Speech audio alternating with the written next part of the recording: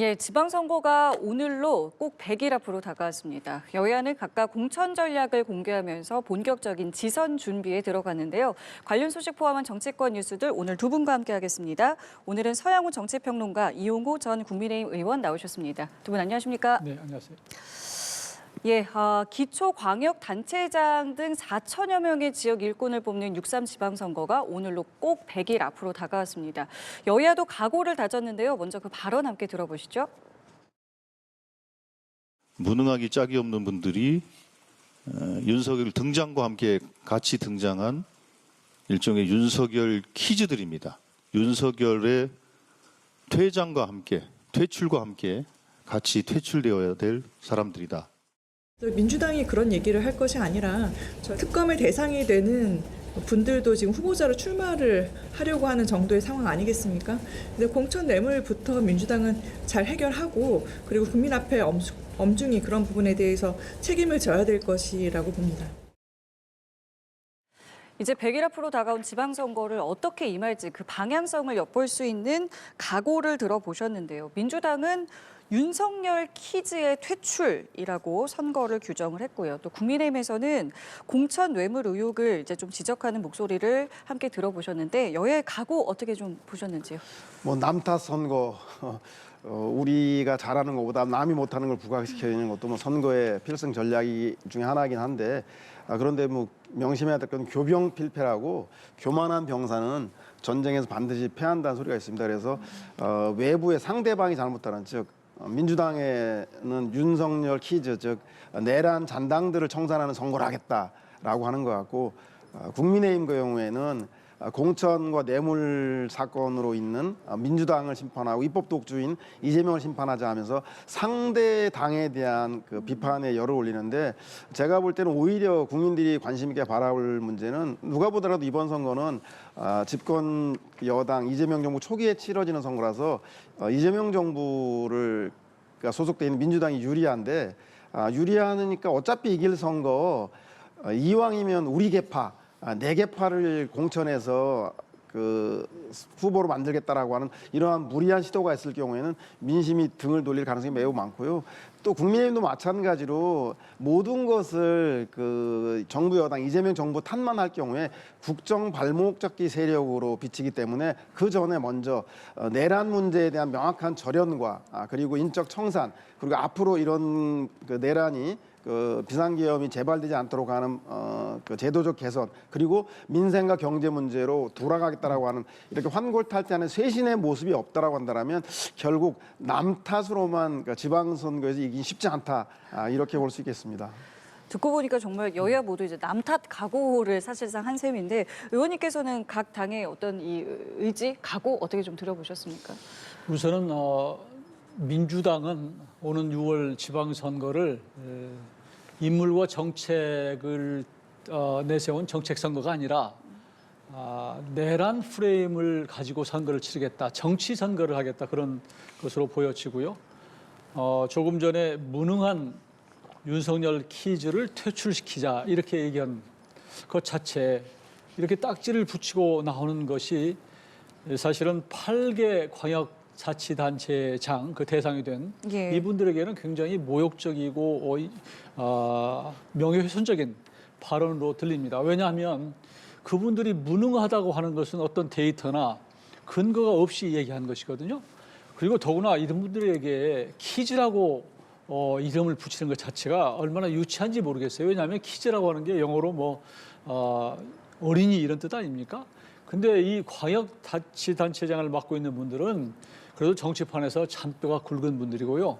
역대 여러 정부를 거치면서 능력이 검증된 그런 분들인데 이분들에게 윤석열 퀴즈, 무능한 이런 말을 붙이는 것은 우리 그 단체장뿐만 아니라 그 지역에 있는 유권자들까지도 모독하는 그런 발언으로 들릴 수 있다 이런 말씀을 드리고요. 반면에 국민의힘에서 얘기한 그 공천 뇌물이나 혹은 무슨 여러 가지 이 통일교 특검 관련된 이런 후보들의 얘기를 했는데 전재수 지금 부산시장 출마하겠다는 분은 통일교로부터 금품을 받았다고 하는 의혹을 받고 있는 분인데 그럼에도 불구하고 지금 부산시장 준비를 하고 있는 것으로 알려지고 있습니다. 이런 것들은 집권 여당이 아무리 여론이 좋고 잘 나간다고 해도 경계해야 될 부분이라고 생각을 하는 것이고요. 지금 이번 지방선거에서 우리 국민들은 지금 국회가 거대 여당으로 있다 보니까 무소불위로 마음대로 삼권 분립을 훼손시키고 밀어붙이는 폭주를 하는 이런 것들에 대한 경계심이 있습니다. 그런데 거기다가 지금 행정부 이재명 대통령이 중앙정부 완전히 장악을 했죠. 이런 상태에서 오는 지방선거에서도 지방정부까지도 장악하게 되면은 이제 이재명 대통령을 견제할 방법은 없다. 이런 위기감들이 저는 선거가 다가오면서 생길 거라고 봅니다. 이런 여러 가지 복합적인 것들이 이번 지방선거의 표심으로 나타날 거라고 보고요. 그런 것을 위해서 여야가 나름대로는 유리한 선거 전략을 짜리라고 봅니다.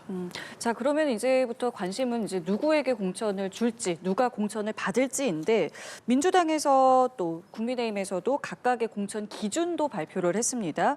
민주당에서는 일 잘하는 이재명형 인재를 발굴하겠다. 늦어도 4월 중순까지는 경선을 마치겠다라는 이제 시간표까지 제시를 했는데 이재명형 인재라는 거는 어떻게 좀 해석을 해보면 되겠습니까? 뭐 요즘 유행하는 말로 왕과 사는 남자인가 아닌가를 판단하고 있다는 게 민주당도 그렇고 국민의힘도 그렇고 동시에 내거는 것 같습니다.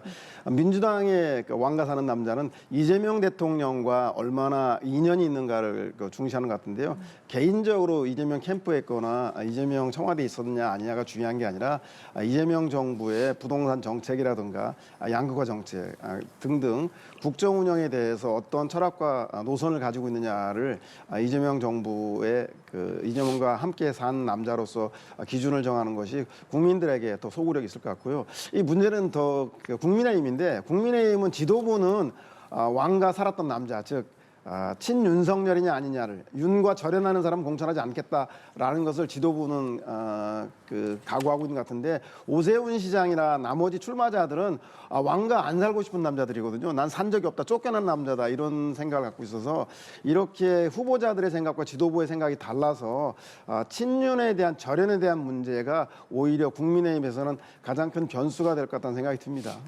어떻게 보세요? 국민의힘 지도부의 생각 지금 말씀하신 거랑 좀 같은 생각이십니까? 뭐 무슨 말씀하실지는 알겠어요. 근데 이재명 인재 저는 처음 듣는 얘기고 금시초문인데 6월 선거는 지방선거잖아요. 근데 대통령으로서의 지지도는 상당히 높지만 이재명 대통령이 경기지사를 하거나 성남시장 했을 때 과연 이재명 인재라고 부를 수 있는 것인가?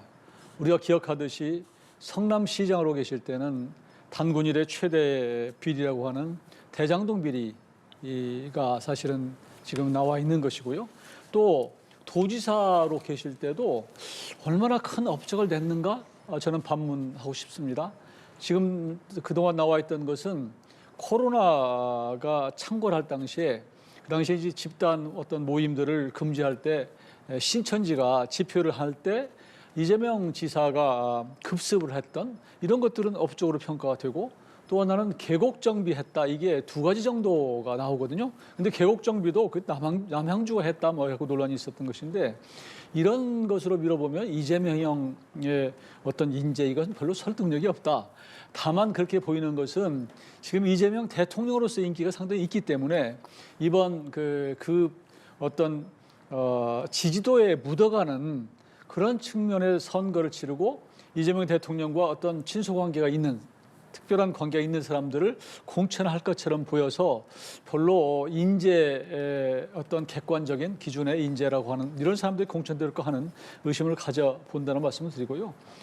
반면에 국민의힘은 이번에 지선 공천은 현직이라고 해서 자동 통과가 안 된다, 판을 갈아엎겠다 여러 가지들을 지금 공관위원장이 쏟아놓고 있는데 국민의힘에 그렇게 인재가 많이 몰리고 인재를 골라할 수 있는 만큼 그렇게 한가하고 배부른 상황인가 그렇게 묻고 싶어요. 지금 알다시피 광역자치단체장의 경우는 후보가 거의 씨가 말라가는 상황이고요. 대표적으로 경기지사 같은 경우에 지금 후보가 없어요. 다 안 하겠다, 나 출마 안 하겠다, 지금 이런 상황이고, 얼마 전에 유승민 전 의원 같은 경우에도 당이 잘 안정되면 좀 해볼까 이런 생각을 했다가도 최근에 여론 뭐 이렇게 나빠지고 이런 상황이 되다 보니까 언론을 통해서 안 하겠다 이런 말씀을 하시는 거 보면 지금 거의 후보가 우리가 영입을 해서 할 만한 정도의 지금 여건이 안 되는 것이거든요. 그럼에도 불구하고 지금 뭐 공천 과정에서 뭐 무슨 오디션을 한다, 뭐 정책 발표를 한다, 무슨 뭐 이런 것들이 이거 후보만 괜히 괴롭히는 거 아닌가 이런 생각이 들 정도로 지금 현실 인식이 좀 괴리가 있다는 말씀을 드리고요. 지금 제가 한 가지 말씀드리고 싶은 것은 경기도 같은 경우에는 광역 의원 같은 경우에 서로 출마를 안 하려고 한다는 거예요. 서울 같은 경우에도요, 강남은 이런 쪽은 어떤지 모르지만 우리 그 국민의힘이 좀 열세인 지역에서는 광역 후보가 오히려 기초 의원으로 가겠다 이런 사람도 생기고 안 하겠다는 사람도 생기고 이럴 정도다. 그런 지금 국민의힘이 처해 있는 여러 가지 선거를 앞두고 있는 국민적인 어떤 평가 이런 것들에 대해서 공관 위원장께서도 의혹은 좋지만 좀 현실을 인식하시고 거기에 합당한 그런 좀 공천을 하는 것이 어떨까 그런 생각을 합니다. 알겠습니다. 그럼 두 분께서 보시기에 이번 지방선거에서의 최대 변수라면은 뭐를 꼽으시겠습니까? 뭐 지방선거 명목상으로는 동네 일꾼을 뽑는 선거인데 네. 실제 본질은 뭐 이재명 정부에 대한 중간 평가 선거 아니겠습니까? 그래서 저는 이재명 대통령의 현재 국정 운영 지지율 자체가 가장 큰 상수, 이번 선거를 가로지르는 관통하는 구도라고 생각이 들고요. 이재명이냐 아니냐 선택의 가장 큰 중요한 상수인 것 같고, 변수로는 수도권 같은 경우는 이재명 대통령이 국정 드라이브를 강하게 건 부동산 문제가 가장 큰 이슈가 될 것 같다는 생각이 듭니다. 아무래도 전국의 집값 중에서 수도권이 차지하는 비중이 아주 높기 때문에 집값을 안정화하겠다는 이재명 대통령인데, 집값 안정화는 시장에 대한 과도한 개입이다, 자유롭게 놔둬서 집값이 상승해서 경기를 활성화시켜야 한다라고 하는 야당의 주장들을 수도권 유권자가 어떻게 선택할 것인가가 중요한 것 같고, 지방은 지방 통합 문제가 현재 뭐 지방이 소멸되고 있기 때문에 경쟁력 있는 도끼리 광역 지자체를 통합하자는 문제가 중요한 변수가 될 것 같습니다. 이에 반면에 뭐 2차 특검이라든가 내란 전담 재판부 문제는 1심에서 이미 윤석열 피고인이 무기징역을 선고받았기 때문에 일단 네. 잠복할 것 같고요. 2심 재판 과정에서 김건희 씨 등 관련자들이 아주 현재와 같은 미비한 형이 나올 경우에 다시 재부상할 수는 있으나 그건 지방선거 이후의 일이라서 가장 중요한 변수는 이재명 대통령의 국정 지지율의 유지와 부동산 그리고 지방시도 통합 이 문제가 가장 중요한 문제가 변수가 되지 않겠나 생각이 듭니다. 의원님 생각은 어떠세요? 저는 지금 당장 국민의힘이 야당으로서 당을 통합하고 그리고 나아가서 보수 진영과의 연대를 통해서 집권 여당을 견제할 수 있는 지방선거를 치를 수 있을까? 이게 첫 번째라고 생각해요. 지금 엊그저께 윤석열 전 대통령의 1심 지금 무기징역 선고 이후에 오히려 윤 대통령과의 절연을 주장하는 사람들과의 절연을 장동혁 대표가 얘기한 이후에 당이 지금 거의 내홍에 휩싸이다시피 했는데, 이걸 잘 지도부가 수습을 하고 지방선거에 임할 수 있을까? 더 적나라하게 얘기하면 지방선거까지 버틸 수 있을까? 이게 첫 번째 관전 포인트라고 생각을 합니다. 그런 차원에서 그게 가장 변수라고 생각하고요. 민주당의 경우는 지금은 민주당과 조국혁신당의 연대의 문제, 그때 지분 어떤 나누기를 어떻게 할 것인가, 거기에 조국 대표의 자리를 과연 줄 것인가, 이런 것들이 어떤 이번 지방선거의 변수라고 보여지는 것이고요. 그 다음에 행정통합의 문제는 광주 전남의 경우는 뭐 지금도 공천하면 바로 당선되는 지역이기 때문에 큰 합쳐지나 쪼개지나 큰 의미가 없는 것이고, 대구 경북도 보수가 우세이기 때문에 거기도 통합 여부에 따라서 지방선거가 달라진다 이렇게 보기는 어렵다.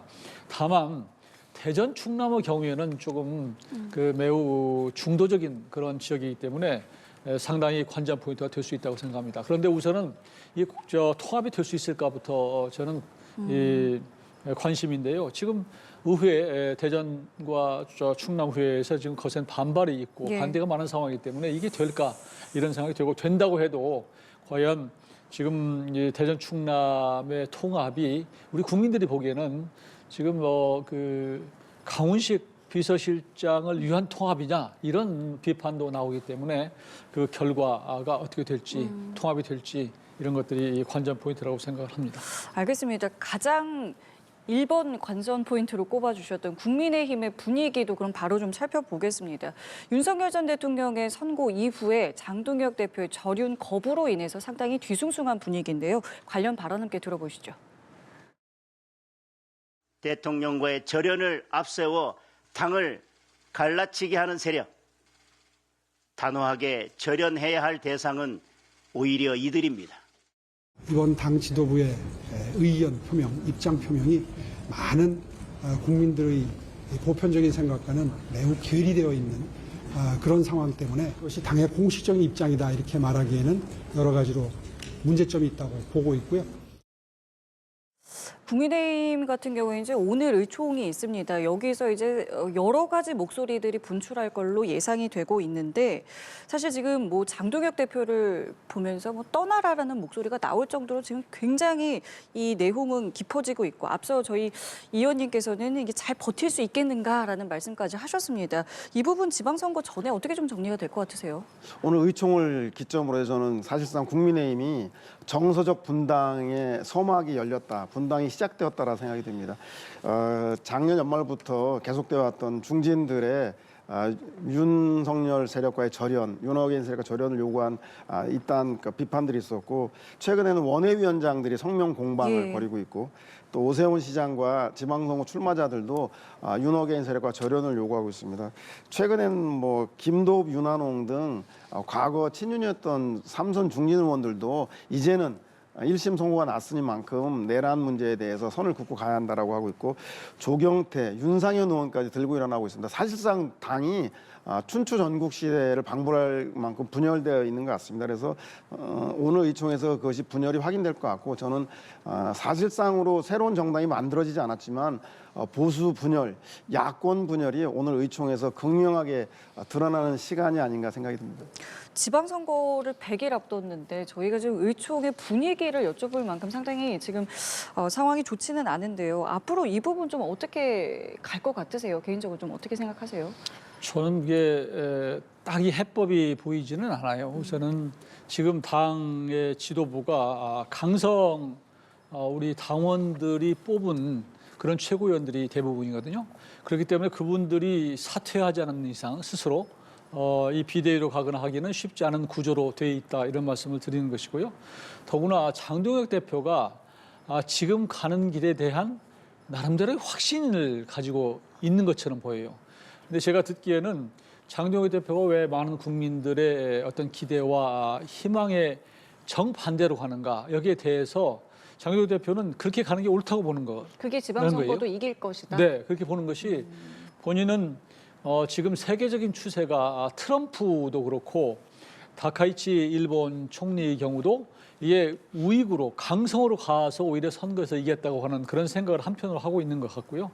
또 하나는 여론조사, 당원 여론조사를 보면은 이렇게 강성 지지 쪽으로 강성 쪽으로 가는 것이 선거에 이긴다고 하는 데이터가 자꾸 나온다고 하는데 예. 저는 잘 이해를 하기가 좀 어려워요. 그런 차원에서 많은 일반적인 상식적인 어떤 생각을 갖고 있는 사람들과는 좀 너무 괴리가 있다는 말씀을 드리고 저는 당원 여론조사 얘기를 자꾸 당내에서는 하고 있는데 이것을 정말로 지금 이번에 윤절연 문제에 대해서도 한번 당의 여론조사를 공식적으로 좀 해봤으면 하는 생각이 들고요. 또 오늘 제가 어떤 의원과 통화를 했는데 그분은 오늘 의총에서 아예 지금 절연하는 윤과의 절연 문제에 대해서 전당원 투표를 한번 해보자 그런 제안을 하겠다고 그래요. 그런 것도 좋은 방법이 될 수 있다고 생각합니다. 지금 많은 국민들의 생각과 별개로 장동혁 대표의 소신과 확신을 가지고 밀어붙이는 것이 점점 당을 어렵게 만드는 당의 지지 기반을 무너뜨리는 이런 일이 될 수 있기 때문에 여기에 대해서는 좀 객관적인 지표와 데이터를 가질 수 있도록 그런 당원 투표 방법도 저는 제안할 드릴 수 있고요. 저는 장 대표가 좀 더 좀 쉬운 길을 가면 좋겠는데 왜 이렇게 어려운 길을 가는가 하는 생각이 드는 것이 지금 한동훈 전 대표 같은 경우에도 사실은 지금 뭐 당연히 계엄 세력과 그 윤호개인 세력과의 절연을 얘기하는데 그게 상식적인 얘기거든요. 이런 거 들어주면 정말로 우리 그 당의 지지도도 높아갈 텐데 왜 자꾸 한쪽으로 가서 본인의 입지를 좀 어렵게 만드는지 좀 안타까운 그런 상황인데요. 오늘 의총을 통해서 좀 더 발전적인 또 어떤 국면 전환을 끌어낼 수 있는 대안이 나올지 한번 지켜볼 필요가 있을 것 같습니다. 예, 의총에서의 목소리도 저희도 좀 계속해서 좀 들어오는 대로 좀 말씀을 드리겠고요. 자, 이런 상황에서 국민의힘이 당명 개정은 미루기로 또 했습니다. 이 목소리도 함께 들어보시죠. 당명 개정은 선거 이후 마무리하는 것으로 비공개 최고위원회에서 의원총회에 보고를 하고 의원님들의 의견을 듣고 결정하기로 논의가 마무리되었습니다.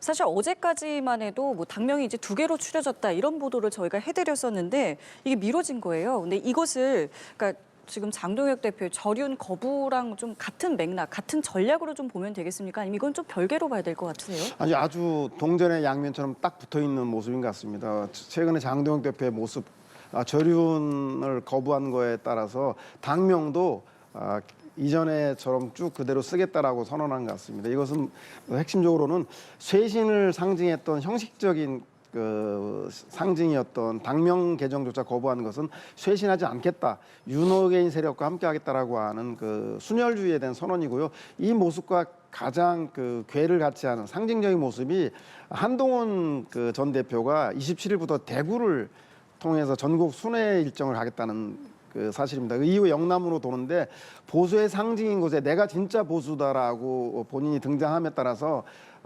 그 장동혁 대표를 고립시키고 진짜 보수를 전면에 등장하는 것은 사실상 당명 개정조차도 성공시키지 못하는 그 현 장동혁 지도부를 사실상 탄핵하고 본인이 정면 승부. 원래 지방선거 승패가 난 다음에 이후에 지방선거 패배의 책임을 물고 등장할 줄 알았는데 호흡이 좀 빨라져서 고립돼 있는 장동혁 대표를 이번에 그 전면 승부에서 영남에서 후보군이 되어서 지방선거를 돌파하겠다라고 하는 걸 보면 제가 볼 때는 이미 장동혁의 당명 개정도 장동혁의 쇄신도 한물 건너간 그런 잔치가 아닌가 생각이 듭니다. 이것 또한 그러니까 전략 앞서 말씀하셨던 뭐 당원을 바라보는 지지층을 바라보는 뭐 전략으로 보면 되겠는지도 여쭤보고 싶고 이 결정에 대해서 개인적으로 좀 어떻게 생각하세요? 저는 결정 잘한 것 같아요. 그러니까 내용물이 바뀌지 않는 상태에서 당명을 바꾸는 게 무슨 실익이 있는가 이렇게 묻고 싶고요. 사실은 당명을 처음에 개정하는 데 대해서 당원들이 동의해줬던 이유는 그래 당명이라도 좀 바꿔서 그 당명에 따라서 내용물 좀 바꿔달라고 하는 그런 생각들이 들어있었던 건데 지금 장동혁 대표 지도부가 지금 보여주는 모습은 초지일관 한결같은 모습을 보여주고 있는 것 같아서 이런 상황에서 당명만 바꾸는 것은 비용만 수반하는 일이다. 지금 당명 바꾸면 당 간판 다 바꿔야 되는 것이고요. 다 돈 들어가는 일입니다. 뿐만 아니라 다 명함 다 바꿔야죠. 또 색깔, 당 색깔도 바꿔야 되는 것인데 저도 지금 빨간 넥타이를 차고 있는데 저도 거의 넥타이가 빨간색이거든요. 그 색깔 바꾸면 넥타이 다 바꿔야 돼요. 그러니까 이런 아무 실익도 없는데 당명만 바꾸는 것이 얼마나 허탄한 일이겠습니까? 그래서 지금 사실 당명 바꾼다 그러니까 20일부터 예비 후보 등록들을 했는데 아마 국민의힘의 후보 예비 후보들은 다 등록 안 했을 거예요. 왜냐하면 이름을 나중에 또 바꿔야 되는 상황이고 하기 때문에 그래서 지금은 하루 더 빨리 당명을 그대로 유지하는 것이고 그것이 선거에 유리하고 또 당명을 바꾼다고 해서 입에 익을 때까지는 시간이 많이 걸려서 굉장히 생경하거든요. 새로 바꾸면. 그래서 그런 차원에서는 오히려 그대로 국민의힘 당명을 쓰는 것 것은 잘한 것 같습니다. 당명이 무슨 죄가 있겠습니까? 알겠습니다. 끝으로 이 부분 좀 짧게 좀 여쭤볼게요. 민주당이 이른바 3대 사법개혁안을 이제 법사위 원안 그대로 본회의에 올려서 처리하기로 결정을 했습니다. 민주당의 결정에 대해서 지금 국민의힘에서는 이재명 대통령 구하기 법이다라면서 오늘 이제 의총에서 이 부분에 대한 이제 이야기도 좀 논의한다고 하는데 글쎄요, 이 결정에 대해서는 어떻게 좀 평가하십니까? 그 법원이 그동안 내란을 묵인하고 방조했다라고 하는 국민적 원성의 대상이 되었기 때문에 차제에 견제받지 않은 유일한 절대 권력, 대통령도 검찰도 공무원도 다 견제받고 있는데 법원만만 왜 아주 치해법권 지역인가에 대한 국민적 불신들이 높아서 차제에 법원 개혁에 나서는 것 같습니다. 그중에 가장 중요한 게 논란이 되고 있는 법 왜곡죄인데 검찰도 공무원들도 자기가 한 일에 대한 직권남용에 대한 검증 견제 절차가 있는데 법원만 그런 게 없습니다. 그래서 법률에 맞게 재판이 되고 있는가에 대해서 재판부조차도 그것을 견제받는 것은 반드시 필요하기 때문에 저는 이 문제는 선거 유불리를 떠나서 법원 개혁 차원에서 반드시 이뤄야 될 문제이기 때문에 민주당이 그 지지율과 상관없이 법원 개혁 차원에서 반드시 선거 전에 완성하려고 노력을 하고 있는 것 같습니다. 의원님 생각은 어떠십니까?